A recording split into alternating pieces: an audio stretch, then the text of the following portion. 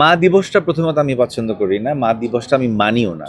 আমি এগুলোকে প্রচণ্ড ঘৃণা করি। এই যে মা দিবস, বাবা দিবস এগুলো আসলে ওয়েস্টার্নাইজ কান্ট্রি এক ধরনের চর্চা। বিকজ তাদের যেমন ৫ বছর পর বিছানা আলাদা হওয়া, এক ছাদের নিচে না থাকা, সেলফ ডিপেন্ডেন্টের নামে এই যে সন্তানের সাথে পিতামাতার যে সম্পর্কের বিচ্যুতিটা ঘটে, সেইগুলো আসলে ওই যে একদিন কেক কাটা, মায়ের সাথে বাবার সাথে কেক কাটা বা একটা ছোট্ট কার্ড দেয়া, এগুলো আসলে কি বাংলাদেশের মা বাবা সন্তানের সাথে জিনিসটা যায়? মোটেই যায় না।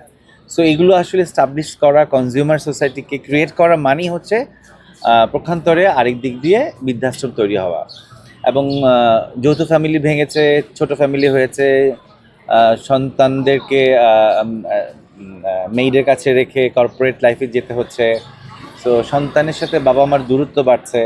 এবং এখনকার বাবা মারাও এক্সপেক্ট করে যে আমাকে বাচ্চা কেন আজকে মা মা দিবসে উইশ করলো না, কেন কেন ছোট একটা গিফট দিল না কেন। আমি এগুলোকে প্রচণ্ড ঘৃণা করি আমার সারা জীবনের জন্য। সো যার জন্য পৃথিবীতে এসেছি তাকে আবার আলাদা একটা দিনে কেন স্মরণ করবো? ৩৬৫ দিনই হচ্ছে মা বাবা দিবস। সো আমি এটাকে একদমই সাপোর্ট করি না, কখনোই না। আমার জ্ঞানত কোনোদিন আমি সাপোর্ট করি, ইভেন আমি কাউকে বলিও না হ্যাপি মাদার্স ডে। সো আজকের দিন মাদার্স ডে, কালকে মাদার্স ডে না। সো আমি এটাকে প্রচণ্ড রকমের অপছন্দ করি। এখন এটা একটা কালচার হয়ে গেছে যে বাবা মাকে কার্ড পাঠানো, এবং আজকে অনেক বৃদ্ধাশ্রমে অনেকে ওয়েট করবে, অনেকে যে অ্যাটলিস্ট এই দিবসটায় আমার সন্তান আমার কাছে আসুক। কিন্তু যেই মা বাবা তাকে জন্ম দিয়েছে, তাকে কি ওই আশা করেই জন্ম দিয়েছে শুধু একটা দিন আমার কাছে সন্তান থাকবে? উনি কি একটা দিন ছিল তার কাছে, সন্তানের কাছে? সমগ্র জীবন দিয়েছে তার জন্য।